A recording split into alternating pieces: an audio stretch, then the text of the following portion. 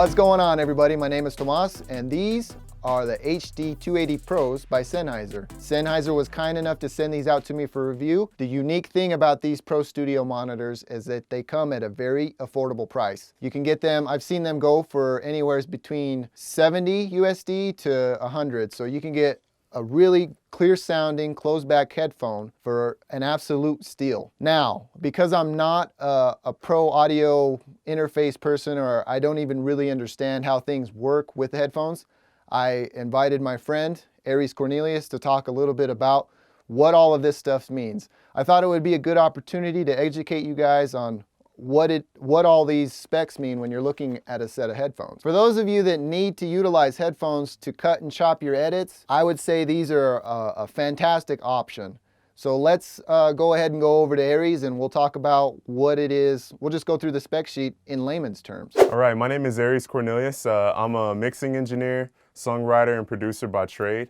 I went to Full Sail University. That's pretty much where I got my audio engineering bachelor's degree. And Tomas kind of recruited me in here to talk about these Sennheiser 280 Pros. So if you're Full Sail alumni, then you've pretty much owned a pair of these guys. These are the Sennheiser 280 Pros. They're great for mixing, and that's pretty much, if you're in the audio degree, that's why Full Sail is a big advocate of these pro audio headphones. When you put these guys on, I can barely even hear myself talk. I mean, the attenuation on these things is about 16 decibels per ear cup. So what does attenuation mean for those that don't understand that? Attenuation is basically the amount of sound that's blocked out, so you can focus solely on the audio. So if you're getting into it with your girlfriend, you put these guys on, can't hear anything she's saying. So it takes about 64 ohms. Sorry. So it takes about 64 ohms to power the drivers in these guys. And basically in English, what that means is if you're listening to them on a cell phone or something that doesn't really have a lot of power in the headphone jack, you're still going to get great audio quality. You're still going to get a great sound and a great volume level from these. All right, so let's get into the actual audio quality. Let's do a little breakdown on it. Everyone pretty much has an equalizer in their car, and you're used to the bass frequencies, maybe the mid-range frequencies, the mids, and then the treble frequencies. So the bass would be the lows, the mids would be in the mid-range region, and then the highs would be the treble, okay? Now when it comes to actually rating headphones and saying, hey, this pair is better than this pair, it's all really subjective because we all hear the audio a little bit differently. You know, there's a slight variance there. Like Tomas may want more bass in a song that he's listening to, or in his headphones, for instance. I may want a more flat response across the entire frequency spectrum in the music that I'm listening to. So like I said before, it's all really subjective to say this pair of headphones is better than this pair, because this pair may work better for me versus another pair may work better for Tomas, if that's the case. Why would you want a pair of pro audio headphones? Now let's say you're mixing, right?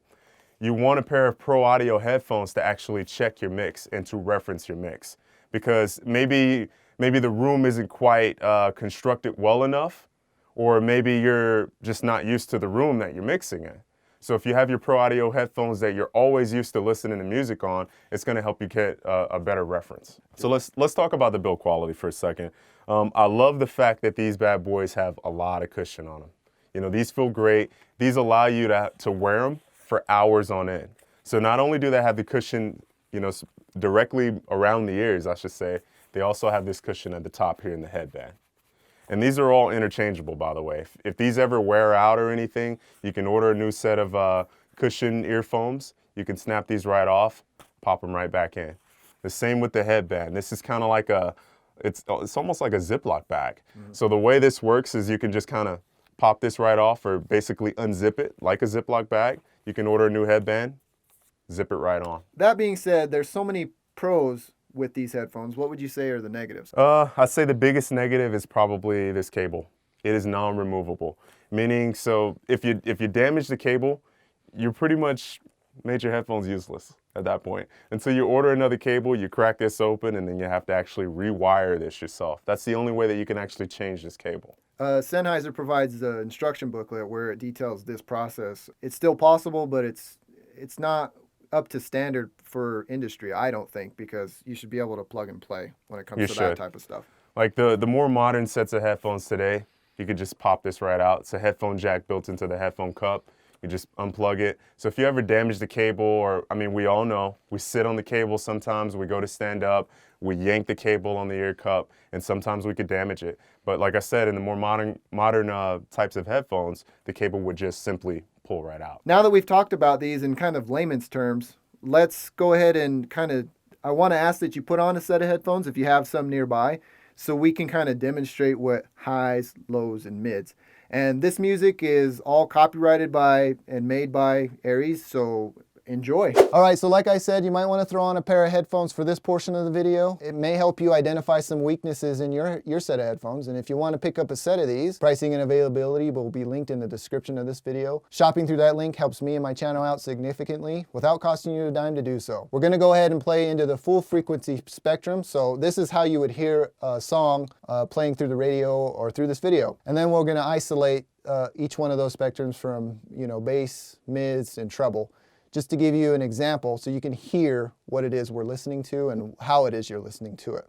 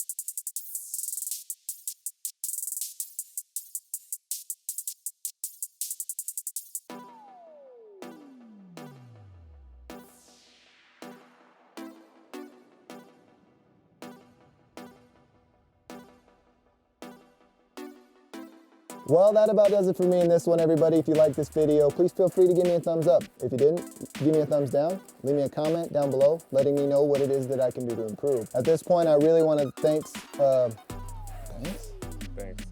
Thanks, bro. You're welcome. I want to say thanks to this guy for opening up his studio and letting me come down and test this stuff and educate me on how headphones actually perform. I'll let him give you his social media information. He's on SoundCloud, on Twitter. I think you're on Instagram too? No Instagram. Well, he's gonna get on Instagram after this video. Hit him up. All the links will be in the video description to where to find this guy. Go ahead and give yourself an outro, bro. You can follow me on Twitter at Eries Cornelius. You can check out the SoundCloud, soundcloud.com/YCTPmusic. And the website is coming soon. And website will be yctpmusic.com. And what does YCTP stand for? You can't teach passion music. It's fantastic. Again, everybody, thank you for taking the time to watch this video. Take care.